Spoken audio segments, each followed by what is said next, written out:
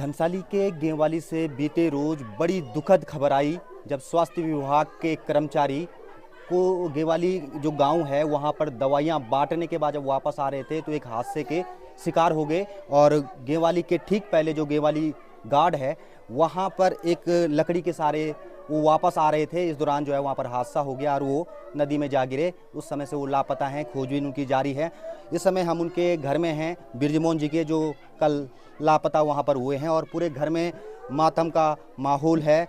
यहाँ पर उनके तमाम परिजन जो है अंदर, आप देख सकते हैं किस तरह से जो है पूरे घर में मातम पसरा हुआ है। उनके पिताजी यहाँ पर बैठे हुए हैं। पूर्व विधायक भीमलाल आर्य भी परिजनों को उनका ढांढस बनाने यहाँ पर पहुँचे हैं।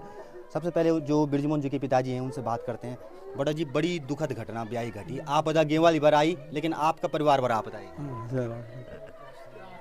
कि सूचना क्या मिली आपसे? हाँ चाचा कैसे पहुँचे रात को 8 बजे रात को सूचना। हाँ और सब ठीक हो गया। मैं कहा जो गए वो गए सूरत बच्चे को खोज ख्याल को मिल जालू जाए चलता हो पता कर लगे जी। और तब ठीक था, पता नहीं लग जाए वो तो क्या को पका हमारा क्या करना ये माँ पता लग जालो मनाने में बोलो दफाने बोलो सब ठीक हो जाएगा बस। और कुछ नहीं। पूरे घर में मातम का माहौल पसरा हुआ है। जो बिरजमोहन जी के भाई हैं वो भी यहाँ पर हैं। बहुत दुख की ये घड़ी है। बिरजमोहन जी के भाई हैं, उनसे बात कर लेते हैं। भाई साहब कि कब सूचना आपको मिली, क्या घटना बताई उन्होंने? मेरे को जो है इन्होंने जो है कल शाम को जो है, कल दिन मान भर मैं घर ही था, मैं चम्याला गया था, भाई साहब ड्यूटी गए थे। उसके बाद मैं जल्दी घर आ गया था तो मेरे को जो है इन्होंने जो है सूचना जो है 8 बजे दी। 8 बजे पता चला कि कैसे हुआ सा क्या हुआ। तो उसके बाद वो कंपाउंडर बोलता है इनका फार्मासिस्ट के साथ पहले घटना जो है 3:30-4 बजे की है। 3:30-4 बजे की घटना जब हो गई तो मुझे 8 बजे उसकी सूचना मिल रही है। उसके बाद विधायक साहब का, पूर्व विधायक हमारे भीमलाल जी का फ़ोन आया था कि मामा जी ऐसी बात हो गई, वास्तव में है ऐसा कि नहीं? मैंने कहा मुझे तो अभी पता ही नहीं है। फिर उन्होंने डायरेक्ट कह दिया कि हाँ वास्तव में मैंने पता करा सब जगह से, वास्तव में ऐसा हो गया। जो घटना 3:30 बजे की हो रखी है वो मुझे घटना उसकी रात को 8 बजे मिल रही है। अब उसकी भाई की तो ज़िंदगी चली गई, लेकिन दुर्भाग्य ये है कि हमें सही समय पर जो है सूचना मिल जाती, हम वहाँ चले जाते। उसके बाद 8 बजे मैं गया अपने भाई बंधुओं को लेके यहाँ से। तहसीलदार मिला मेरे को, मैंने उसकी गाड़ी रोकी, मैंने कहा क्या बात है, इस समय वहाँ मत जाओ आप, कि वो लोग पहले अरे मैंने कहा यार आने की बात तू मत कर, मुझे ये बता कि क्या स्थिति है। उन्होंने कहा साहब ऐसी बात है, इस समय जाना वहाँ ठीक नहीं। मैं वहीं से वापस चला गया।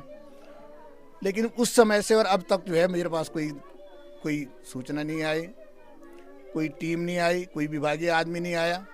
चलो मुझे उससे लेना कुछ नहीं है, लेकिन मेरा जब भाई चला गया मेरी वजह से साले सब आए और कोई ना आए। इससे ज़्यादा मैं अब क्या कहना है मुझे इस बात में। संविदा कर्मी क्योंकि वो थे, परमानेंट भी नहीं थे, ऐसे में आपदा में उनका चले जाना, परिवार की आर्थिक स्थिति किस तरह की? परिवार की आर्थिक स्थिति बहुत दयनीय है। उनकी 2 बेटे हैं, 2 बेटियां हैं, दोनों बेटे बेरोजगार हैं।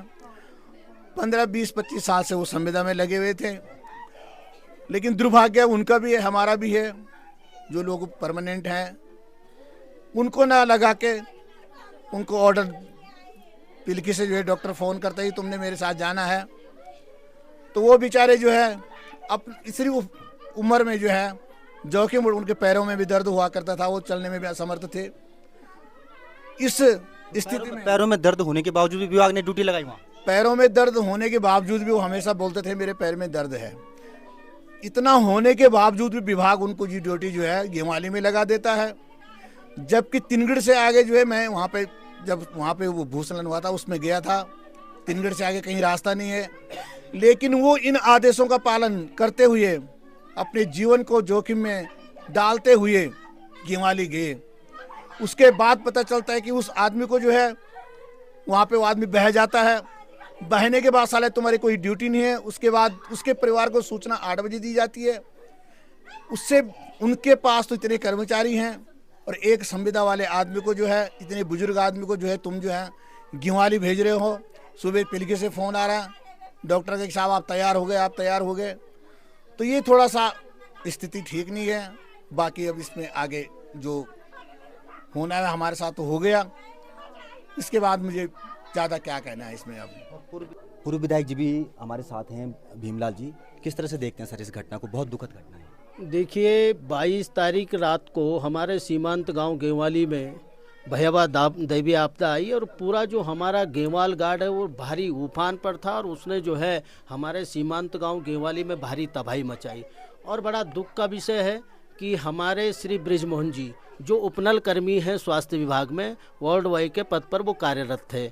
उच्च अधिकारियों का इनके जो स्वास्थ्य विभाग के उच्चाधिकारी हैं, श्री बृजमोहन जी के जो उच्चाधिकारी हैं, उन्होंने आदेशित किया कि भाई आपको गेवाली जाना है। और मैं ये कह दूं कि श्री बृजमोहन जी बड़े मेहनती थे, अपने दायित्व और कर्तव्य के प्रति उनको निर्वहन करने के प्रति बड़े संवेदनशील थे और उन्होंने संवेदनशीलता का परिचय देते बड़े बीहड़ रास्तों से जो दैवीय आपदा से पूरा हमारा तिनगढ़ से लेके पूरा जखाना से लेके गेवाली तक तमाम समस्याओं के बावजूद वो हमारे गेवाली गांव पहुंचे। वहां उन्होंने प्रभावितों का स्वास्थ्य उपचार किया और उसके बाद जब वो वापस लौट रहे थे तो जो हमारा गेवाल गार्ड गदेरा है भारी उफान पर था और वैकल्पिक व्यवस्था मुझे तो ये यहाँ वहाँ पर जो है क्योंकि भयावह दैवीय आपदा थी तो वहाँ पर किसी मजिस्ट्रेट का तैनाती होना चाहिए था, उसको वहाँ पर सुरक्षा की दृष्टि से वहाँ पर मजिस्ट्रेट होना चाहिए था, लेकिन नहीं था। और वो उस उफान भरे गदेरे पे जो गांव वालों ने वैकल्पिक व्यवस्था वहाँ पे बना रखी थी, दो तीन लकड़ियाँ वार पार रखी हुई थी, उस लकड़ी से जब वापस आ रहे थे उस गदेरे से तो वो उस उफान भरा जो गदेरा उसमें उनका पैर फिसला और वो बह गए। अभी तक उनका कुछ पता नहीं चला है। लेकिन प्रशासन से मेरा ये कहना है कि प्रशासन की संवेदनशीलता आप देखिए, अभी तक जो है इस घर में देखिए क्या स्थिति है। पूरे परिवार की देखभाल लालन पालन जो है हमारे बृजमोहन जी करते थे। बहुत स्थिति खराब है। प्रशासन, जिलाधिकारी यहाँ अभी नहीं पहुँचे हैं, डीएम यहाँ, क्योंकि कल 2-2:30 बजे की ये घटना है और परिवारजनों को रात को 8-9 बजे बता दिया जाता है। तो सब प्रशासन की संवेदनशीलता यहाँ नजर आती है कि संवेदनशील प्रशासन कितना है।